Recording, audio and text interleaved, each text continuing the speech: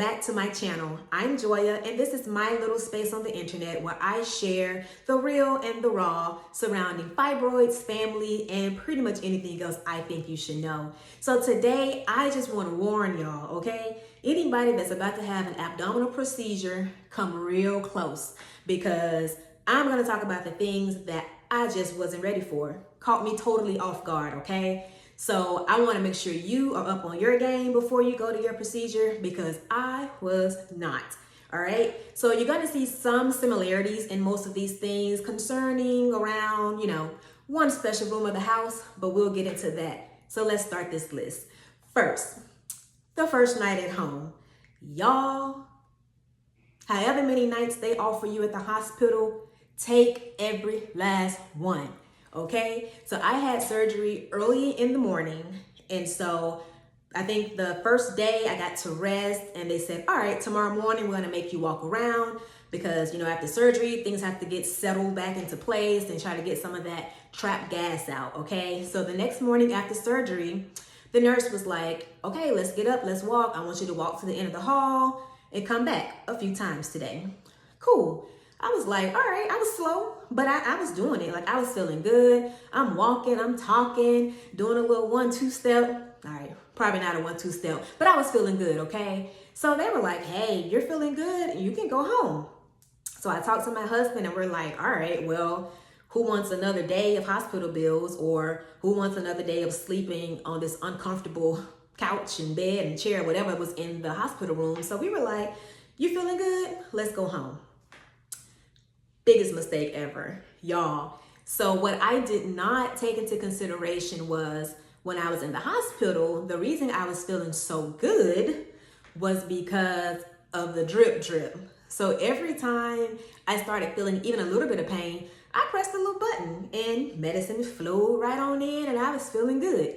Didn't think about that. So yes, they prescribed me some medicine to take home, but when you take that kind of medicine, you take it take a while to kick in, and depending on your pain level or tolerance, it don't always work. Definitely don't work like what they give you at the hospital, right?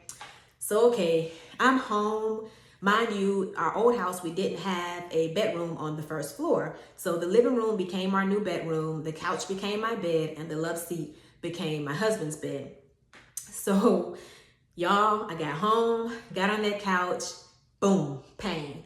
Couldn't get to the medicine fast enough. Get the medicine, it took a while, a long while. And even when it kicked in, if I wasn't asleep, I was in pain, okay? So whatever they offer you, take it. Let the insurance company worry about the bill, because baby, you're gonna want that drip as long as possible. Okay, so another thing. You don't know how low your toilet is until you have an incision down here, okay? So let me see if I can give an example, right? All right, so you usually go to the bathroom, stand up, sit on the toilet, boom, do your business. Y'all, I was in so much pain, so I had my husband kind of holding my hand just to kind of give some pressure off, right? So I'm holding his hand, and it was like, am I there yet? Whew, am I there yet? Lord, am I there yet? Oh, this hurt. Y'all, it felt like I was sitting down for about 10 minutes just to get to the toilet. So I would say invest in some kind of riser or railing or something just to help you sit down, because after surgery, you're already in pain and you don't know just how low that thing is until you gotta go. But you can't sit down to go, okay? So that's something to keep in mind. Something else that caught me off guard, y'all. You and whoever taking care of you, y'all gotta have a nightly plan, okay? Like I said, my couch was my bed. My husband was sleeping on the love seat kind of across the room, okay? So we're in the same room, we're close. While I'm awake, he's awake, everything's great. But let me tell you, I don't remember if I had to up my hydration, possibly, or just whatever was going on the inside made a difference. But y'all, I had to pee over and over and over again. So in the middle of the night, I'm having to go and, okay, picture this. 3 a.m., it's dark outside, you sleep, your husband, your spouse, whoever's taking care of you is asleep. So you wake up, boom, you got to pee right now. So I'm laying on the couch and my incision is from my belly button down. So I can't just sit up, stand up and go. Obviously, I need help. So this is how it went. I wake up, babe, I gotta go to the bathroom. Crickets. All right. So I'm saying my phone is right here. So let me pick up my phone, call him. I'm in the same room, so I hear it ringing. Looking at him, he's breathing. He ain't budging, y'all. So mind you, he's exhausted. He's been up with me all this time. He slept on this uncomfortable recliner or whatever was in the room. So he's just as exhausted as me. So I'm trying to get his attention. Y'all, I used every little bit of energy I had to pull throw pillows and try to sling them across the room. Y'all, I'm hitting the blinds. I'm hitting the decor in the room, everything. It got to the point where I was just like, Ian, I gotta pee. So finally he wakes up, y'all, in the nick of time, because we was about to need a new couch. You hear me?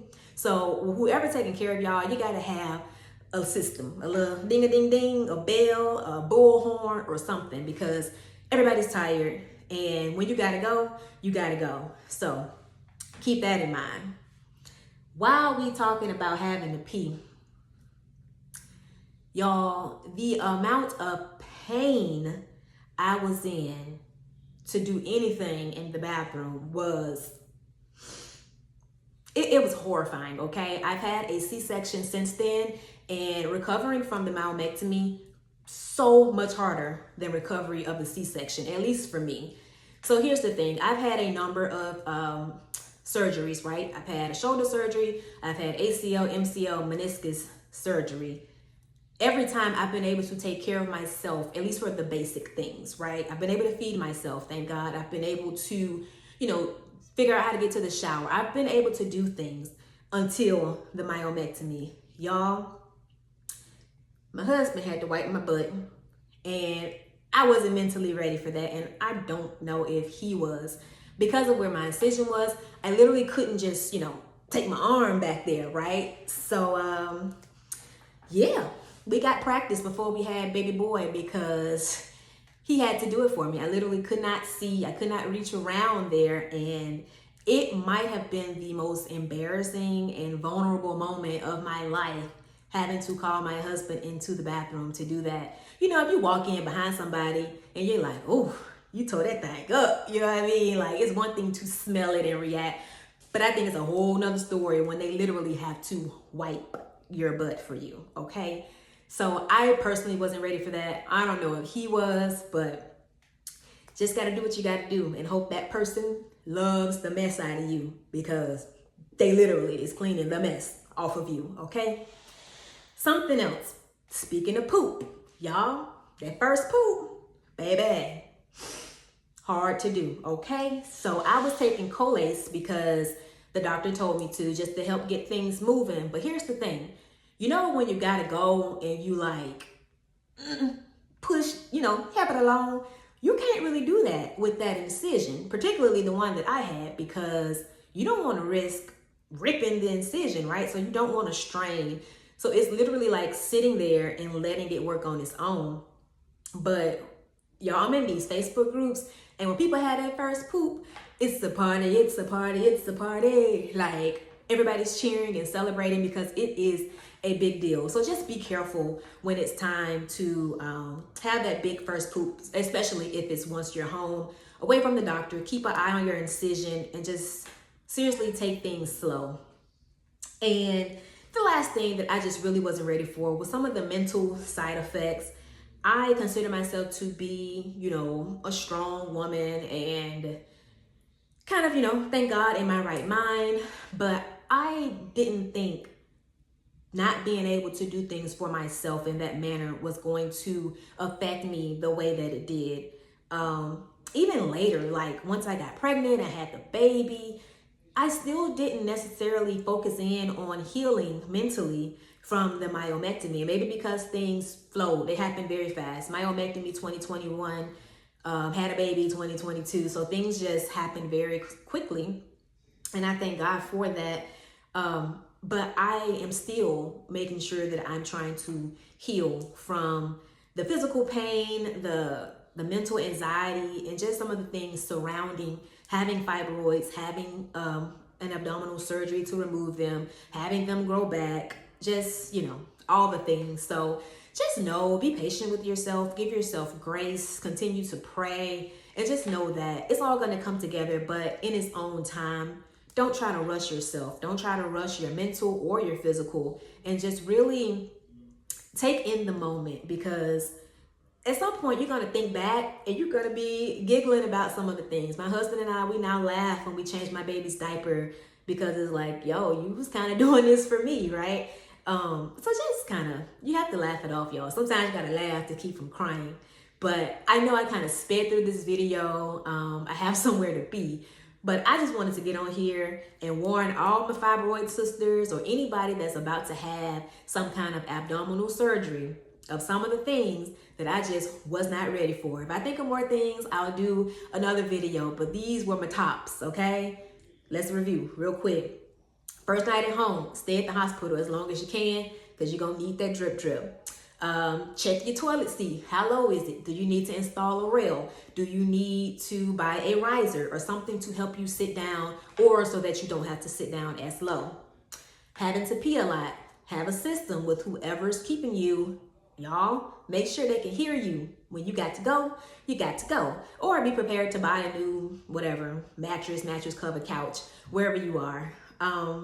The amount of pain you're going to be in, it's a lot, period.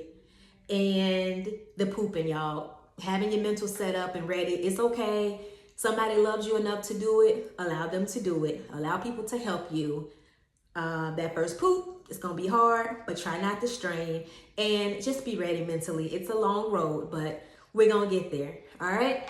Hope you guys enjoyed this video. Please remember to like, comment, and subscribe. And go tell your sister-in-law's baby cousin Tracy to come over here and do it too. I'll talk to y'all soon. Bye.